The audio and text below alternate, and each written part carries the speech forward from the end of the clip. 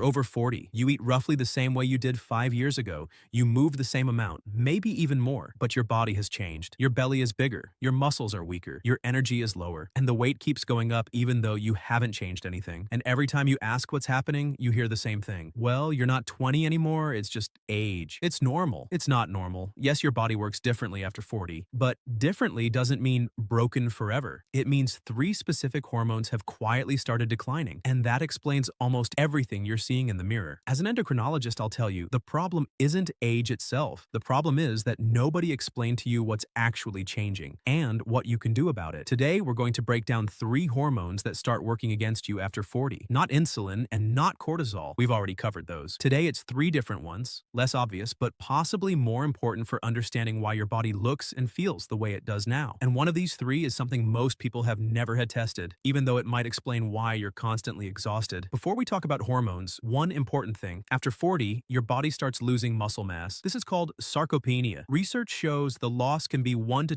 2% of muscle mass per year. That sounds small, but over 10 years, that's 10 to 20% of your muscle. Muscle you don't see missing because fat has taken its place. And here's why this matters so much. Muscles aren't just about strength. They're one of the most important metabolic organs in your body. They consume glucose, burn calories even at rest, and maintain insulin sensitivity. When you lose muscle, your metabolism slows down, not because of age, but because there's physically less tissue spending energy. And at the same time, fat redistributes. It leaves your arms and legs and moves to your belly. Visceral fat, around your organs, the most metabolically dangerous kind. And this process is driven by hormones. Here's a concrete example. A man weighs 180 pounds at 32. At 45, he still weighs 180. The number on the scale is the same, but his body composition has completely changed. Less muscle, more fat, especially around the midsection. The scale doesn't see the difference. The mirror does. The first and most powerful shift is in sex hormones, and the picture looks different for men and women, but the result is surprisingly similar. In men, testosterone starts declining around age 30. The pace is about 1 to 2% per year. By 50, that can mean a 20 to 30% drop from youthful levels. For most men, it's invisible because it happens slowly, but the body responds. What does testosterone do for a man's body? It maintains muscle mass, bone density, fat distribution, libido, mood, energy, and motivation. When it drops, muscles shrink, belly fat grows, energy falls, motivation fades, and the man thinks, I'm just getting old. But he's not getting old. His testosterone is getting low. For women, the story is even more dramatic. Starting around 40, perimenopause begins, a period where estrogen and progesterone start fluctuating and eventually declining. This transition can last anywhere from 2 to 10 years before full menopause. What does estrogen do for a woman's body? It protects muscles, supports fat burning, and regulates where fat is stored. Research published in 2024 and 2025 in Frontiers in Endocrinology show that declining estrogen activates myostatin, a substance that inhibits muscle growth. At the same time, falling estrogen triggers inflammation in muscle tissue and promotes visceral fat accumulation. A longitudinal study of 3,300 women, the study of women's health across the nation, found that weight gain during the menopausal transition is linked not just to aging, but to specific hormonal changes, including the decline in estrogen. Here's a real example. A woman, 48 years old. She'd been slim her entire life, changed nothing about her diet, but over the last 2 years, she gained 15 pounds, all on her belly. She came to see me. We checked her hormones, estradiol was low, FSH was elevated. She was in perimenopause, and the weight gain wasn't because she let herself go. It was because the hormone that had been protecting her muscles and controlling her fat distribution for 30 years was leaving. The second hormone that almost nobody thinks about is growth hormone, also called somatotropin. Most people assume growth hormone is only important for children, for growing bones. In reality, it's critically important your entire life. It's responsible for tissue repair, fat burning, maintaining muscle mass, and sleep quality. And here's the problem. Growth hormone starts declining after age 25. By 40, your levels may be 2 to 3 times lower than in your 20s. By 60, 5 to 6 times lower. What does it feel like when growth hormone is low? Slow recovery after workouts. The feeling that your muscles won't grow no matter how hard you train. Fat accumulates, especially around the belly. Sleep becomes shallow. You sleep, but you don't recover. And here's the key point. Growth hormone is released primarily at night during deep sleep. If you're sleeping poorly, growth hormone drops even further. And if it drops, your sleep gets even worse. Another vicious cycle. A 2025 review in the journal Endocrine and Metabolic Diseases confirmed the age-related decline in growth hormone alongside falling sex hormones directly contributes to muscle loss and increased central obesity. A real example. A man works out 3 times a week, eats well, sleeps 6 hours, and he can't figure out why his muscles won't grow and his belly won't shrink. The first thing I look at is sleep. 6 hours isn't enough for normal growth hormone secretion. We increase his sleep to 7.5 to 8 hours, and within a month, he notices. Recovery improves, workouts become more effective, the belly starts going down, just because growth hormone got the chance to do its job. The third hormone, and the one most of you have probably never had tested, is your thyroid hormones. The thyroid, a small gland at the front of your neck, is essentially the conductor of your metabolism. It controls how fast your body burns energy. Every single cell in your body depends on it, and with age, the thyroid can start slowing down. This is called subclinical hypothyroidism. Subclinical means that the main thyroid hormones may still be within normal range, but TSH, the regulatory signal from the brain, is already elevated. The body is already asking the gland to work harder, and the gland can't keep up. What does this feel like? Fatigue, constantly feeling cold, dry skin, hair loss, weight gain that nothing explains, constipation, low mood, puffy face in the morning. Sound familiar? Many people live with these symptoms for years. Their doctor checks TSH. It's at the upper end of normal and says everything looks fine, but upper end of normal is not the same as optimal. A person can feel terrible with a TSH of 4.0, even though it's technically still within range. According to various studies, subclinical hypothyroidism affects 4 to 10% of the adult population. It's significantly more common in women than in men, and the frequency increases after 40. A real example. A woman, 51 years old, complains of fatigue, puffiness, and weight gain. She saw her primary care doctor. TSH came back at 3.8, normal. She came to see me. We didn't just check TSH, we also tested free T4, free T3, and thyroid antibodies. Turned out she had autoimmune thyroiditis. Antibodies were elevated. The gland was slowly being destroyed. TSH was normal because it was still compensating. But in a couple of years, it won't be. And all those years she'd been told, you're just tired. Get some rest. Now here's the most important part. These three hormones don't work in isolation. They amplify each other. When sex hormones drop, muscles waste away.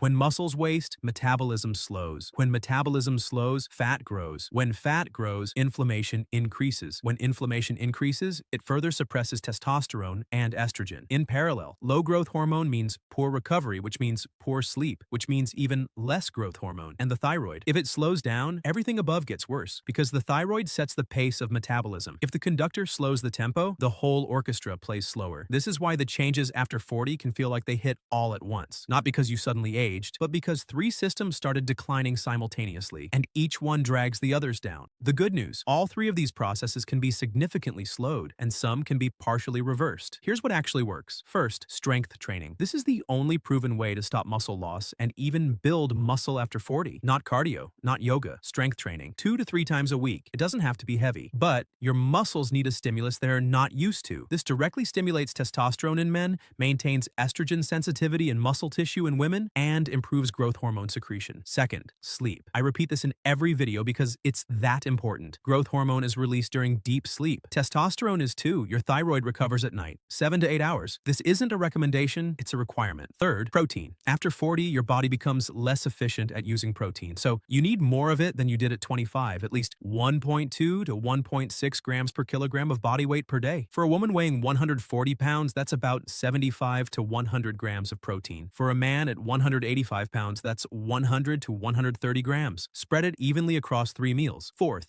get your thyroid checked, not just TSH. Ask for free T4, free T3, and antibodies. Anti-TPO and anti-TG. It's one blood draw, and it could explain years of unexplained fatigue. Fifth, talk to your doctor about sex hormones. For men, if testosterone is below range and you have symptoms, there are options. For women, hormone replacement therapy during menopause is not a taboo. Current evidence shows that when prescribed properly, it can significantly improve quality of life, preserve muscle, and protect bones. And one last thing, don't wait until you're 60. The earlier you start, the more muscle you preserve, the better your metabolism works, the less fat accumulates. After 40, every year counts. Let's bring it all together. After 40, 3 hormonal shifts happen at the same time. Sex hormones decline, and your body loses muscle, gains fat, and loses energy. Growth hormone drops, and recovery, sleep, and fat burning slow down. The thyroid can start lagging, and your metabolism literally quiets down. Any one of these on its own might go unnoticed, but together they create the effect people call aging, when in reality these are specific,